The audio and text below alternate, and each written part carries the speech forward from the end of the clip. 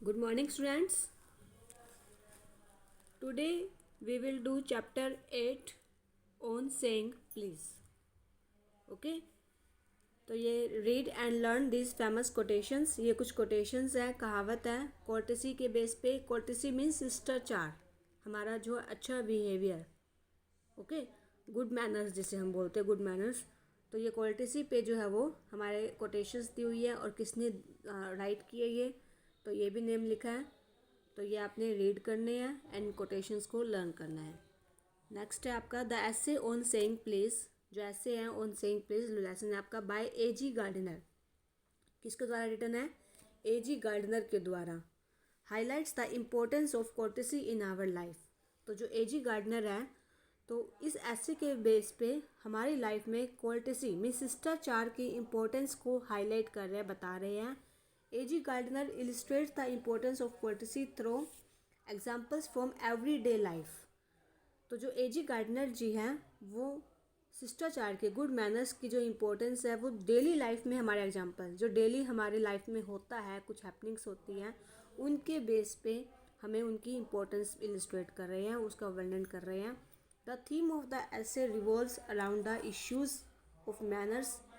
तो ये जो ऐसे का थीम है वो सारा घूमता है किसकी तरफ? सारे मैनर्स के चारों तरफ घूमता है. And while we might be frustrated with the rudeness around us. तो जबकि हम हमारे चारों तरफ जो रूडनेस होती है, मतलब हमसे कोई रूडली बिहेव करता है तो हम उससे फ्रस्ट्रेट हो जाते हैं, गुस्सा हो जाते हैं, इरिटेट हो जाते हैं, चिड़चिड़ हो जाते हैं. Individuals can counter it by demonstrating good manners to one another. तो जो इंडिविजुअल्स आपस में जो कॉन्ट्रैक्ट कर सकते हैं वो कैसे? एक दूसरे से गुड मैनर्स डेमोन्स्ट्रेट करके, गुड मैनर्स शो करके एक दूसरे से कॉन्ट्रैक्ट बना सकते हैं. ओके, तो now let's start reading. The young liftman in A city office who through a passenger out of his lift the other morning and was fined for the offense was undoubtedly in the wrong. तो young liftman, एक city में जो है वो एक young liftman रखा हुआ था. जैसे लिफ्ट होती है तो उस पर लिए लिफ्टमैन होता है. तो उस लिफ्टमैन ने who through a passenger out of his lift, अपनी लिफ्ट में से एक पैसेंजर को बाहर फेंक दिया, मतलब बाहर निकाल दिया. And was find for the, और उस काम के लिए उसे फाइन लगा. लिफ्ट मैन ने जो है उस किसी व्यक्ति को, पैसेंजर को, लिफ्ट में चढ़ने वालों को बाहर निकाल दिया और उसे उसके लिए फ़ाइन भी, जुर्माना देना पड़ा. अनडाउटली इन द रॉन्ग, गलत काम के लिए. It was a question of please. तो वो क्यों निकाला? सिर्फ किस बेस पे? प्लीज़ के क्वेश्चन के बेस पे. कि कंप्लेनेंट एंटरिंग द लिफ्ट, मतलब कंप्लेनेंट जिसने कंप्लेन की थी, मीन्स जो व्यक्ति लिफ्ट में चढ़ा था उसी ने कंप्लेन की थी, जिससे बाहर निकाला था. तो वो पहले लिफ्ट में चढ़ रहा था, तो लिफ्ट में चढ़ा और कहा टॉप. उसने कहा टॉप, मतलब टॉप पे जाना है. ठीक है ना, आपके फ्लोर होता है ना फर्स्ट सेकंड, तो टॉप पे जाना है. कंप्लेनेंट ने लिफ्ट में एंटर किया और लिफ्ट मैन को कहा कि टॉप. और lift man demanded top please. Lift man ने क्या किया, क्या क्या डिमांड की? Top please. भाई ऐसे कहो टॉप प्लीज. लिफ्ट मैन ने ऐसा कहा कि टॉप प्लीज कहो, टॉप नहीं कहना, टॉप प्लीज कहो.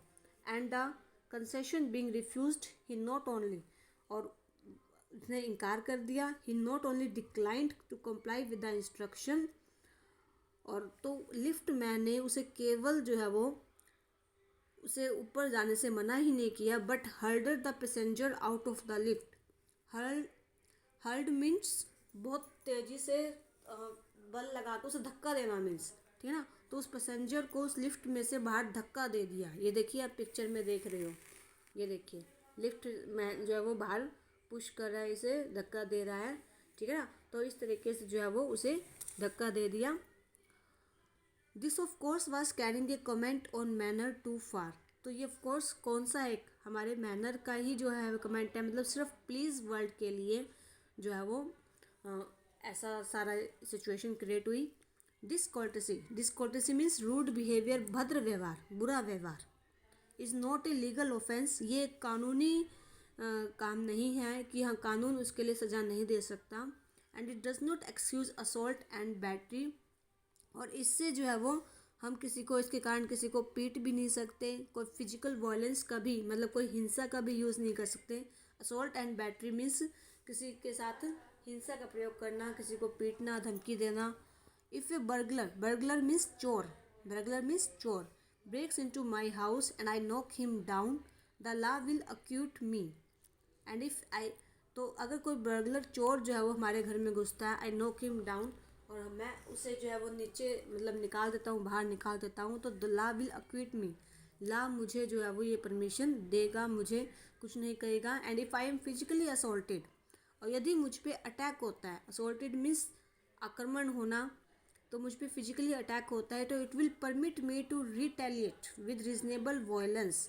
तो रिटेलिएट का मीन्स एक अटैक का के बदले में दूसरा अटैक करना, मतलब अपने जो है वो बचाव के लिए, अपने बचाव के लिए उस पर अटैक करना। ओके, तो जो यह लॉ मुझे परमिट देगा अपने बचाव के लिए उसे अगर कोई हमें मारता अटैक करता है तो उसके बदले में हमें अपने बचाव के लिए जो है वो स्वयं सुरक्षा के लिए, सेल्फ डिफेंस के लिए हमें परमिशन देता है। It does this because the burglar and my assailant have broken quite definite commands of the law. तो यह ऐसा इसलिए हुआ कि बर्गलर चोर और जो मेरा पे अटैक करने वाला है वो डेफिनेट कमांड, अगर चोर हमारे कुछ पे आता है या किसी ने मुझ पे अटैक किया तो उसके लिए लॉ परमिशन देता है, उनके कानून के डेफिनेट कमांड्स हैं। But no legal system could attempt to legislate against bad manners। legislate means कानून बनाना, पर लेकिन कोई भी लीगल सिस्टम नहीं है बैड मैनर्स के खिलाफ जो है वो कोई भी कानून नहीं बना है। ओके, अगर कोई चोर चोरी करता है उसके खिलाफ हम कंप्लेन कर सकते हैं, कोई हम पे आक्रमण करता है उसके खिलाफ हम कंप्लेन कर सकते हैं, लेकिन बैड मैनर्स के खिलाफ कोई भी कानून नहीं बना है।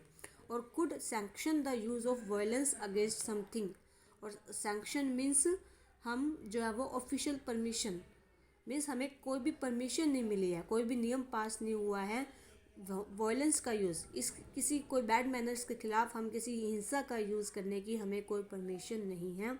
It does not itself recognise as a legally punishable offence, तो ये कानूनी रूप से जो है वो कोई पनिशेबल रूल नहीं है।